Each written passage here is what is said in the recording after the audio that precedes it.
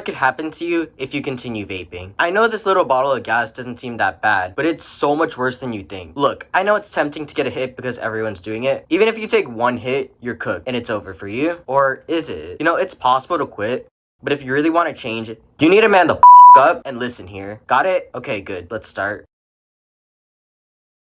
Before helping you quit, you gotta understand why you started in the first place. Maybe it was peer pressure. You know, you're chilling with your friends, having a good night, and suddenly one of them pulls a vape out and starts encouraging everyone to take a hit. You know damn well that vaping is bad, but they're your friends. You can't be a pussy in front of them. Besides, it's just one hit. What could it possibly do?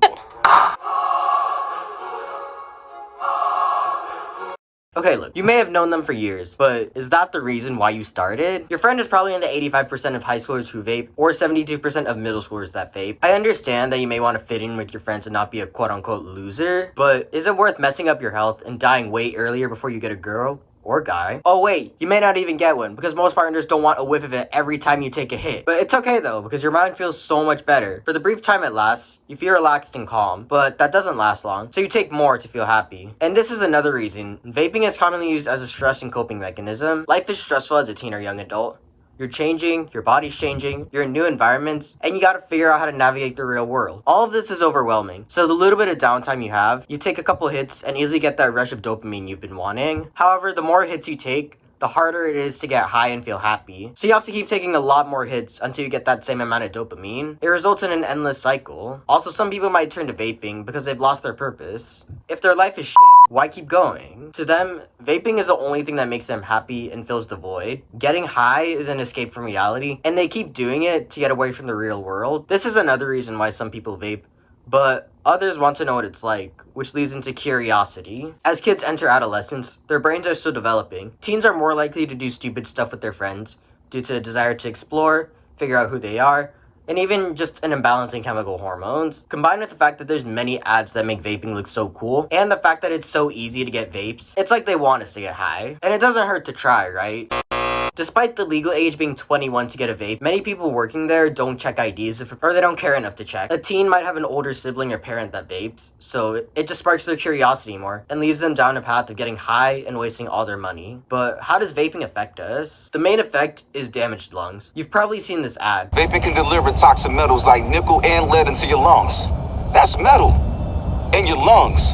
The main metals that are in vapes are arsenic, chromium, nickel, and lead. I'm no scientist or doctor, but I know metal in your lungs is not good. One of the major medical problems you can get is popcorn lung, which is a lung disease that damages the smallest airways, which is your bronchioles, in your lungs. This can lead to shortness of breath and coughing. Narrowing airways means less oxygen can get into your lungs, meaning your cells won't get as much oxygen, so they won't function well. This means that your body will start to shut down, and if you keep this up, you can die from it. Also, if you start vaping when you're young, you'll develop an addiction to nicotine, which will most likely carry over when you're an adult, because your brain will want more dopamine. Increased nicotine can lead to depression, anxiety, and substance abuse as well. Another effect is, you're gonna go broke. The average price for a vape is between $4 to $20, and that person's likely gonna come back for more, leading to spending between $15 to $100 a week. This doesn't sound like a lot of money, but many of these people are young and either don't have a job or are working minimum wage. Whatever money they have goes to fuel their addiction, which means all their savings are down the drain. The last one is damaged relationships. Sure, vaping can help someone fit in with a friend group, but what about everyone else? Vaping can make someone feel more isolated and cause someone to be more depressed. They'll stop talking to anyone mostly, even their vaping friends. That person's just gonna get high in their room all day, doing nothing else. They'll also get angry at their parents or anyone else that tries to take away their vape. Some of them can even go to the extreme and be violent and fight someone if they don't have it. All of this is bad, so what can you do to quit or never start? If you're trying to quit,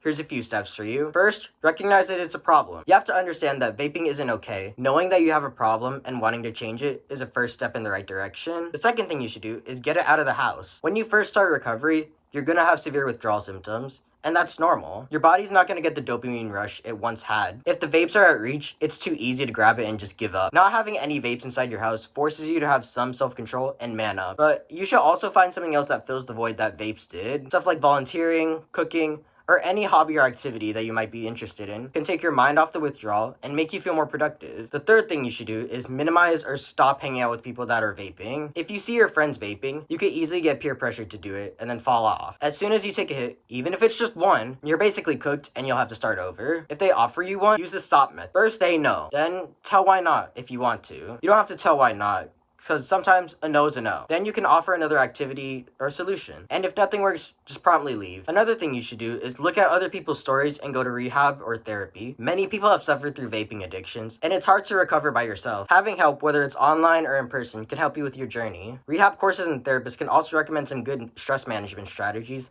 and other things you can do when you feel the urge. And the last one I have is to stay calm and know that it won't be easy. Recovering from nicotine addiction is one of the hardest things anyone can do. It's not gonna be an easy task, but you have so many people rooting for you. They know you can do it. They know that you can kick your addiction and will congratulate you once you have. And if you never want to start vaping, that's really good. Here's some tips. First, try not to hang out with any sketchy people or people that look bad and dangerous. Your gut will tell you who to avoid, but if you get dragged in still, stay calm and don't give in to the peer pressure.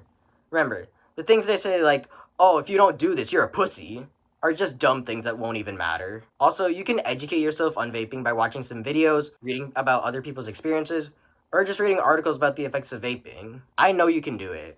I know you can quit and never start. You got this. You have so much support from everyone. You can quit your addiction if you have one.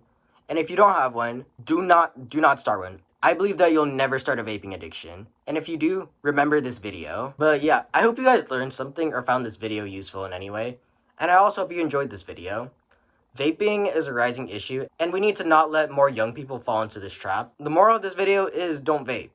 It's not worth it. But you know what's worth it?